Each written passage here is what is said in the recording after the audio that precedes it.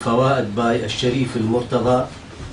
The number of this manuscripts 1665.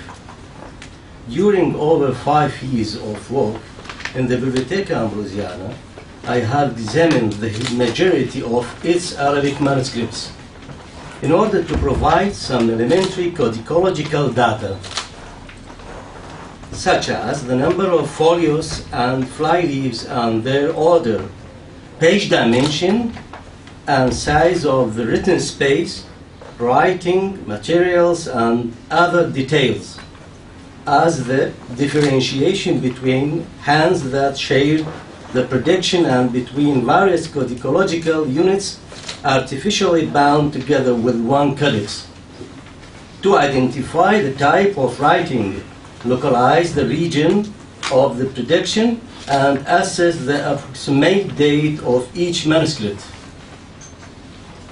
The aim of this paper is to describe the Kitāb Ġurar al-fawāyd by aš-Šarīf al-Murtaḍā and other copies in the same text preserved in some Western European libraries on historical, linguistic, artistic, and bibliographic aspects.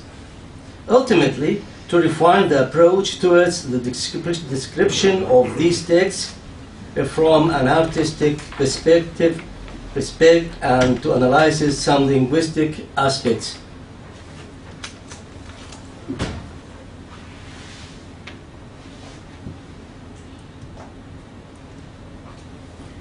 Since its foundation, we can see the image of the Biblioteca Ambrosiana in Milano.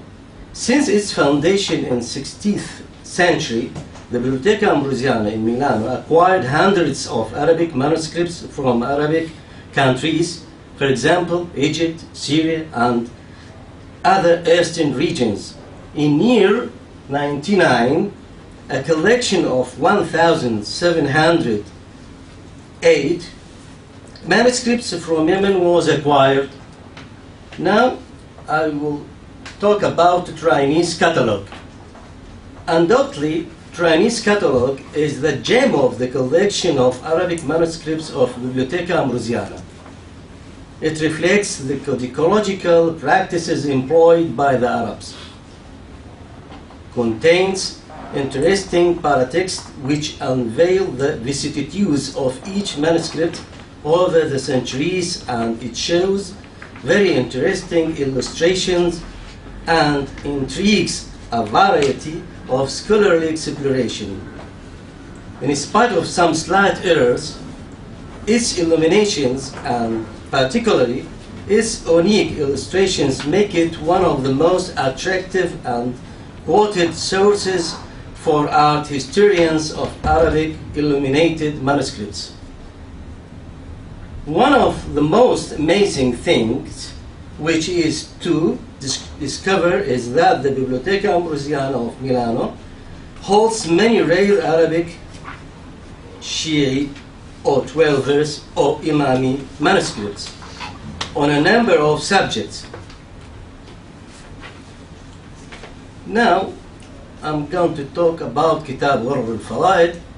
Among the numerous Shia, Imami or 12-verse works sheltered in the Biblioteca Ambrosiana, I have selected the Kitāb Ġurar al-fawāyd, the work that was dictated by Imam al-Šarīf al-Murtaḍā in Majalis, broken plural of Majlis, and recorded by his students. The work is renowned in the Kalam discipline, theology, and characterized by the jurisprudential tradition, which gained significant prominence over the traditionalist school. According to Muhammad Abu al-Fadl Ibrahim, the oldest copy in existence of this work is that found in the library of Mar'ashi Najafi in which was written in 414 lil-Hijra AH, corresponds 1022 AD. The Ġurar al-fawāyd copy I'm going to speak about is part of a miscellaneous collection of 3 different works put together by the binder of a total manuscripts is 128 folios. This manuscript is not mentioned in previous catalogs except in the Chinese catalog. It is in very good conditions, including the cover.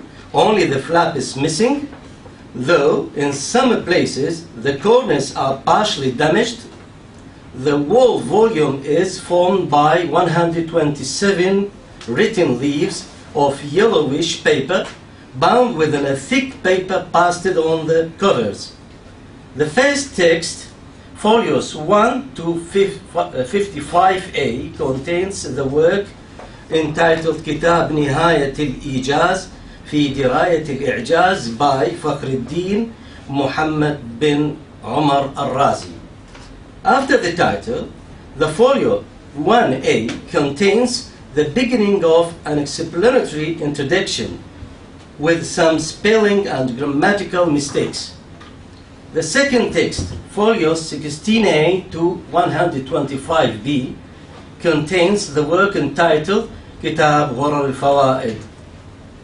The present part contains a minor portion of the work, namely the first 15 majlis out of 18. It has no introduction, and the whole volume has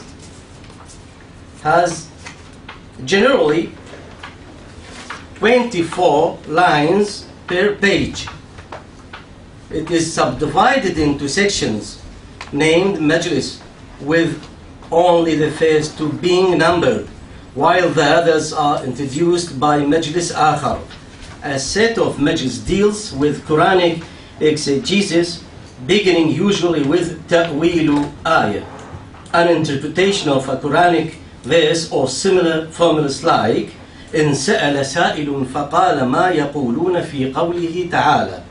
For example, folio 67b. Then the jawab, answer, follows with a rich commentary of questions, mainly from ancient poets.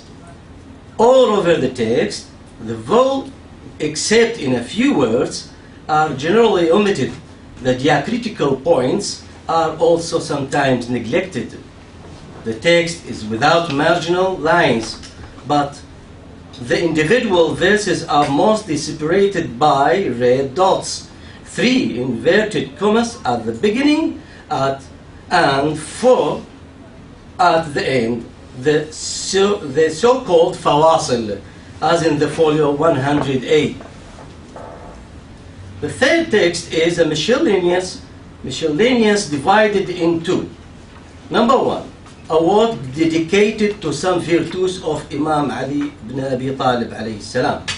2, an extract from Kitāb al-Mawā'idh wal-i'tibar fi dhikr al-khitab wal-āthār lil-Maqrizi.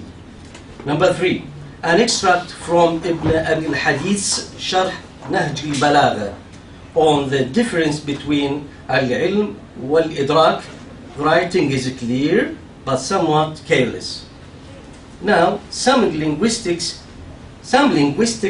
feature of Kitāb Ġurar al-fawāyd. Here, let me call your attention to, in the first place, certain elements which enter into the orthography, phonology, and etymology field. Graphic loss of Hamza.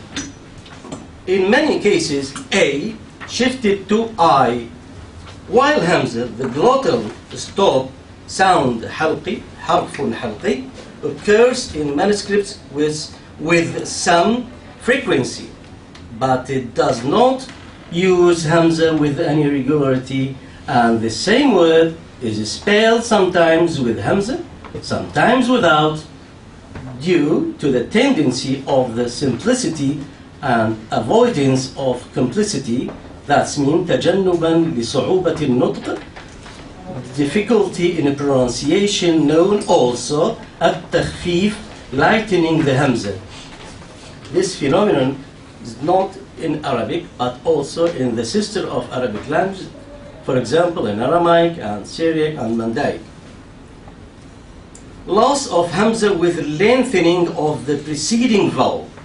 In spelling the Hamza, the copyist does not follow the rules of classical Arabic, as in the case of absence of the final Hamza. Shortening of long vowels. Cases of the shortening of long vowels revealed by the lack of alif are mentioned in many examples, as in the verb مطاوع, reflexive verb تعالى. I believe that both researchers and scholars should be acquainted with these important manuscripts conserved in the Biblioteca Ambrosiana and place effort into studying, publishing, and sharing them with a view to unveiling their secrets, treasures, and lost history. And now let me show you some aspects. This is the cover of the manuscripts, damaged at the corner.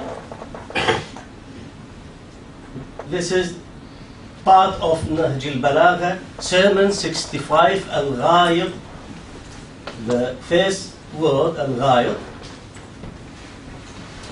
And we can go to show Ġurar al-fawāyd directly. This is Bab al-Mukhtar. Slide 24, have to go to slide to this. Kitāb Ġurar al-fawāyd, al-Šarīf, al-Murtaḍā. Here we can see مجلس آخر, and we can see after مجلس آخر إن سأل سائل, and here we can see مجلس أول, not آخر. The آخر is come after in red ink. مجلس ثاني. مجلس ثاني, the word ثاني is a mistake according to the Arabic grammar. It should be ثان noon and two kasra down the noon. Appropriated name مجزوم. مجلس آخر, and الجواب in red. مجلس آخر. مجلس آخر. This is example folio 79, مجلس آخر, and so on. We can see another majlis.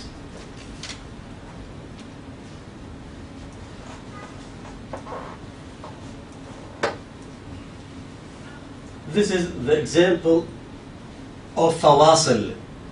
At the beginning, we can see 3 dots in red ink. At the end, 4 dots in red ink to separate the verses of poets.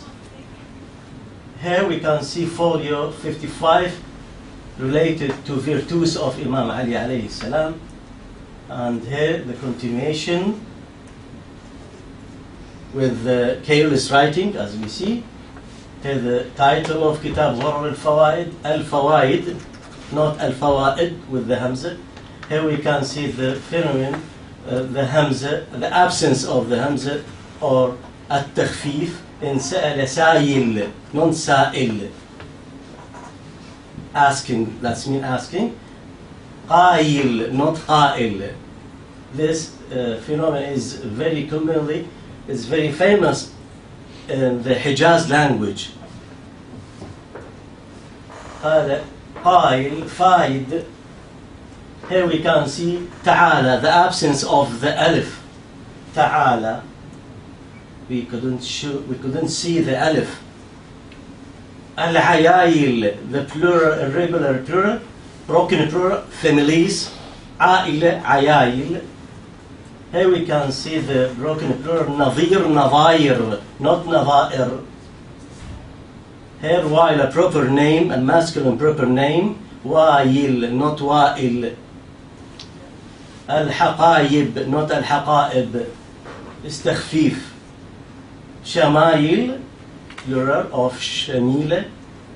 متوكيا, participle active from the verb توكأ يتوكأ. مسألة without همزة, question. And here we can see the word al-buka without final hamza, crying. Al-farra, the grammarians, Arabic, Kufan grammarians, is very famous. Without Hamza, al-Faraj. As-Sakha, without Hamza. Ta'wil, ta'wil, ta'ala, let's say, word. Sulaiman, the absence of the alif. And instead of Sulaiman, alif, long alif. Uthman without alif. Muawiyah without alif. And here we can see the colophon of the manuscripts. And finally, thank you very much, and I would like to give this, the first volume of Trainis, a gem of the manuscripts in Arabic and Persian and Turkish, the first volume as a gift to Islamic College.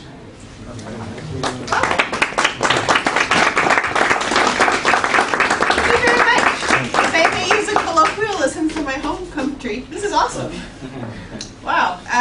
Please do come and have a look at it after the panel is finished. I'll leave it up at the table. Thank you very much. Assalamu alaikum. I'd now like to invite the panelists to come up and have a seat for our question and answer session.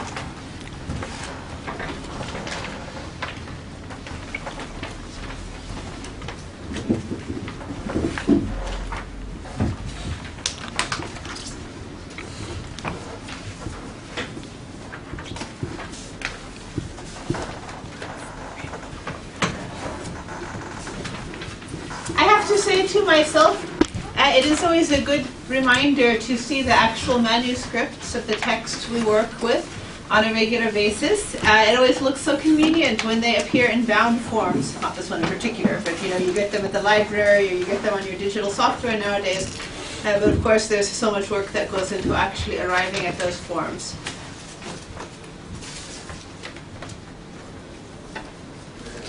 You may ask questions. If you can, go ahead and say your name too and where you're from if you like, so we get an idea of who's here. Ed Hayes, College. I have a question to Biblioteca. Yes. Very interesting, and the subject of devotional literature and devotional practices in early Shiism is something that I would like to know a lot more about. It seems to me there's a whole sea of literature there that I haven't seen talked about very much. And I'm thinking of things like the Kitāb Ġurar and the also the sort of du'as you get in Kitāb Ġurar and the attributed to talking about the coming of the Mahdi and that sort of thing. And I'm interested to know, so what I have seen a bit more is about the sort of performative tradition of kind of khutbah and that kind of thing, both in the Sunni and Shi'i context. But I'd be very interested to hear sort of your work and how you contextualize this within that sort of broad category. How does this fit both as a sort of representation of what Ali was doing, but also as a sort of example of practice for later, for the time of Tusi. This is a wonderful question, and this is something my dissertation subject is, so it's just a section from a chapter in my dissertation, which I'm completing in the next few months. Well, first, the literature is massive. Yeah. I'm talking hundreds of books. It would take a lifetime, many lifetimes, to complete even the drop in the ocean, to even complete a part of the study of this literature. I would situate it as part and parcel of the Shi'i intellectual tradition, because the fuqaha and mutakallimun also had books of dua and mazarat. It was maybe we could describe it as reflective of their spiritual program. So on one side they would write in kalam, they would write in fiqh, they would write in history, and then when it comes to their personal devotion, they would compile these books of supplication and mazarat. Tusi's was the first majmu' that we have. And that's why he said it's very important for me to compile this book. So I'm going to include both mazarat and dua in this book for the Shia faithful to use.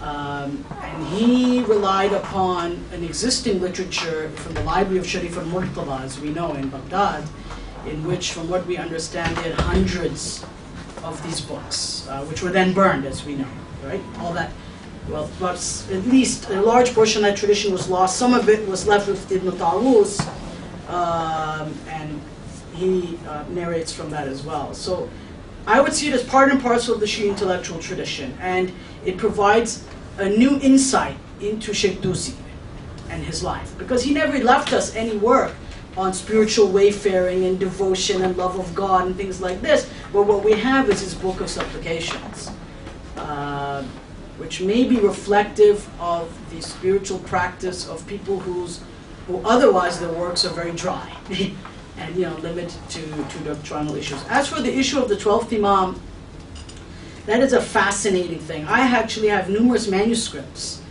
of munajat and du'as from Hussein ibn Ruh, from Uthman bin Sa'id, from Muhammad ibn Uthman as well, which we discovered in Mosul.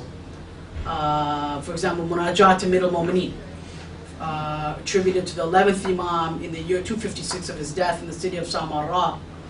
The representative of the Imam distributed these munajat, for example. And we have these in manuscripts, some of the manuscripts from the